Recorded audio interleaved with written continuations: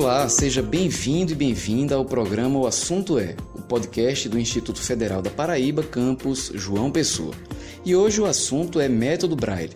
Para conversar conosco sobre este tema, nós recebemos Lilian Mamedes, que é transcritora Braille do campus João Pessoa do IFPB. Olá, Lilian. Olá, Tiago. Agradecida pelo convite. Ana Luísa Andrade Guerra, que também é transcritora Braille aqui do campus João Pessoa do IFPB. Ana Luísa. Olá, Tiago. Obrigada desde já pelo convite para este momento. E Pauliana Vélez, que é psicopedagoga do campus João Pessoa do IFPB. Olá, Tiago. Obrigada pelo convite. Muito bom estar com vocês. E por fim, Marivânia Leite, que também é psicopedagoga aqui do campus João Pessoa do IFPB. Olá, Tiago. Obrigada pelo convite. Como é que funciona o método Braille que os cegos usam para estudar, para ler? O método Braille, Tiago, é um sistema de leitura e escrita em pontos, feito com dois utensílios básicos. Um que é uma reglete, que eu costumo dizer que seria uma reguinha, onde ele tem uns furinhos dentro, onde o deficiente ele vai furar o papel, né, para aparecer a bolinha, que é um ponto, e para furar, então, ele usa um outro objeto que é o punção. A punção, né? Então ele vai pegar a punção e a reglete e vai colocar um papel dentro e daí ele vai fazer toda a escrita do Braille, do sistema Braille. Uma curiosidade é que ela não acontece da nossa forma, como nós que enxergamos e escrevemos em tinta, que nós chamamos de escrita normovisual, que seria da esquerda para a direita, como nós escrevemos. Dos meninos, os deficientes visuais, em especiais os cegos que são braillistas, que usam Braille, eles escrevem da direita para a esquerda. A escrita é o contrário, né? E por que tem que ser assim? Porque a leitura deles é semelhante à nossa. Então, aí a leitura é feita das palavras da esquerda para a direita. Normal, como todo mundo lê, né? Outra curiosidade que sempre as pessoas perguntam é: cada ponto é uma letra? Não. As letras, muitas delas, são vários pontos para compor uma letra, é um conjunto. Nós podemos fazer tudo com o sistema Braille, que é esse sistema de leitura e escrita em pontos, né? Não existe nada hoje que não possa ser passado para o Braille para que o deficiente visual faça uso, seja português, matemática, informática, desenhos, modelos gráficos, qualquer coisa hoje se passa para o Braille. Então, realmente, o Braille faz parte da vida do deficiente visual, é de suma importância. A tecnologia não substitui o sistema de escrita Braille, porque ele, se precisar escrever uma coisa naquele momento e entregar para outra pessoa, só se ele tiver um computador e uma impressora momentaneamente.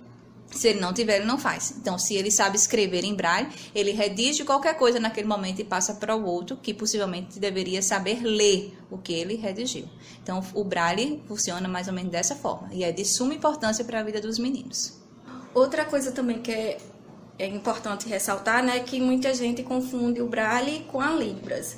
O Braille é um código, a Libras é uma língua. Então, o Braille, ele, como é um código, então ele vai abarcar todas as linguagens, seja espanhol, inglês, português, com ele dá para fazer tudo, né?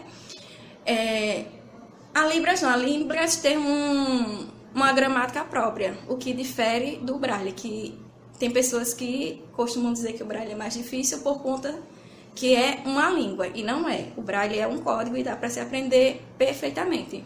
O que Lilian relata é o seguinte, é que o Braille ele é universal. O Braille ele não muda de região para região. Qualquer pessoa que tem interesse em aprender o sistema Braille é possível sim. O Braille começa por um momento de você decorar os pontos mesmo. Ponto 1 é letra A, ponto 1 e 2 é letra B, ponto 1 e 4 é letra C. Começa por uma decoreba, uma brincadeira de criança. Daqui a pouco você sabe fazer o Braille por completo. Então, qualquer pessoa que tenha um pouquinho de boa vontade, aprende o Braille, Tiago, sem problema algum.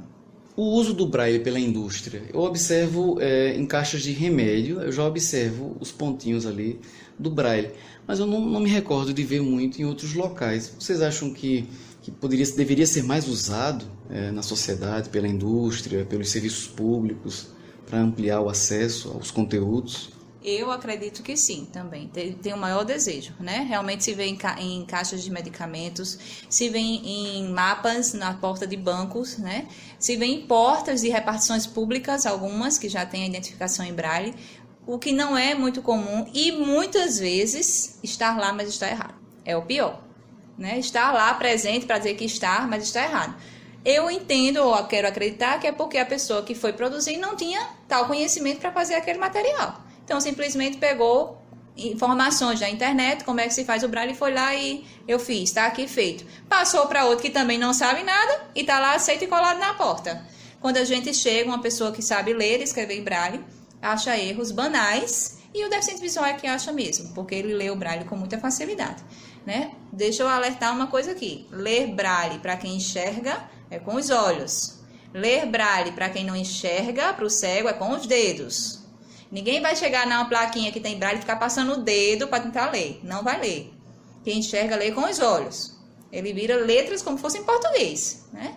Então, seria de suma importância que a gente chegasse em vários locais, por exemplo, bibliotecas, grandes bibliotecas, tivesse um setor braille ali dentro, para os alunos entrarem, não só alunos, uma pessoa que trabalha com braille, eu tenho curiosidade de chegar numa biblioteca e ter um setor braille onde tenha livros em braille. O que é que tem? Histórias em quadrinhos, livros paradidáticos, coisas simples, mas vai procurar um livro tecnológico, um livro do ensino do superior, matemática, física, que não tem. Lilian e Ana Luísa, vocês dominam o braille, vocês conseguem ler em braille. Então, e sendo um método universal, tá correto? Um código universal, vocês poderiam acessar uma biblioteca na Rússia, ou sei lá, na Mongólia. Se tiver livros em braille lá, vocês conseguem consumir os livros, o conteúdo que está naquela biblioteca, em qualquer país do mundo, tendo lá livros em braille. É mais ou menos isso mesmo? É isso mesmo. Né? Depende só se a gente dominar a língua do outro local também. Mas a gente vai reconhecer as letras, todas elas. Né? Por exemplo, um livro está escrito todo em inglês. Se eu não dominar o inglês, eu não vou entender o que está lá escrito. Mas eu reconheço o que é a letra A, o que é a letra E, o que é a letra P. Eu posso até escrever, transcrever do braille para a tinta. Sem entender o que eu estou transcrevendo. Mas eu transcrevo aquele livro por completo, de capa a capa. Não fica nada a desejar. E como é que está o mercado editorial? Você vende livro em braille? Você até consegue pela internet, mas são livros muito específicos para crianças. Histórias paradidáticos, né? Livros paradidáticos. Para questões mais técnicas de alguns cursos, contabilidade, administração, esses assuntos mais técnicos você não encontra. Entendeu? E essa é a grande dificuldade dos meninos hoje em dia que fazem um curso técnico ou superior. Porque além de não ter esse material impresso em braille, muitos dos materiais que tem digitais pela internet são protegidos. Então, impede os meninos de terem acesso a esse material. E os meninos também fazem uso do computador, né? Quando eu falei em materiais digitais, então é através do computador ou do celular. E isso é feito através dos programinhas, né? Leitores de telas. No computador, a gente tem o JAWS, o DOSVox, tem o NVDA, que é utilizado muito pelos meninos.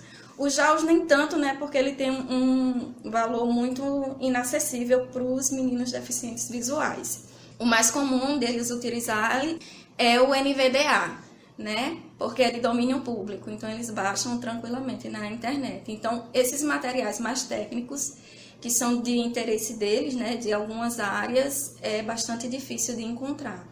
A não ser que a instituição, né, tenha um profissional transcritor do sistema Braille, que aí ele pega esse material com o professor e passa para o sistema Braille. Então, esse material é entregue para os alunos e dessa forma eles vão ter acesso ao conteúdo. Se não, eles são muito prejudicados nesse sentido. No caso, o que a gente percebe é porque ainda está muito restrito, então fica entre o deficiente visual e o transcritor, né? As pessoas pouco conhecem o braille, então assim, o trabalho feito em sala de aula normalmente é feito por um ledor que transcreve o que é feito, o que é passado pelo professor, é escrito pelo ledor, e aí eles passam para as transcritoras, e as transcritoras passam para o braille, para depois o estudante em casa usar esse material para estudar. Eu concordo com Marivânia e até sempre faço uma ressalva. Isso seria sanado ou seria minimizado se as pessoas tivessem interesse em aprender o braille, né? Se eu sou professora de uma sala de aula comum, eu tenho interesse e eu domino o braille, eu consigo preparar meu material em casa e só trazer para a instituição para uma impressão. em braille, mas já vem prontinho, do jeitinho que eu quero. E o braille é um material muito volumoso, então não é Ctrl+C, Ctrl+V como se pensam muitas vezes. É um trabalho que dura dias para ser feito. Uma página em tinta imprimem 10 páginas em braille. Então, se o professor manda um material que tem 10 páginas, ele tem que esperar que o aluno vai receber o material. Vai, mas com 100 folhas. Tá ok, fica aí a mensagem. Este foi o nosso programa de hoje. Agradeço aos participantes que estiveram conosco aqui no estúdio: Lilian Mamedes, Ana Luísa Andrade Guerra, Poliana Vélez e Marivânia Leite. Para entrar em contato com a gente, você pode entrar no nosso site ifpb.edu.br ou então a gente se vê no campus João Pessoa do IFPB, na Avenida 1º de Maio, no bairro do Jaguaribe. O programa O Assunto é uma realização da Coordenação de Audiovisual do campus João Pessoa, do Instituto Federal da Paraíba. O roteiro e apresentação é de Tiago Zaidan, a música tema do programa é de Jay Lang e a coordenação de audiovisual é de Adilson Luiz Silva. Até a próxima!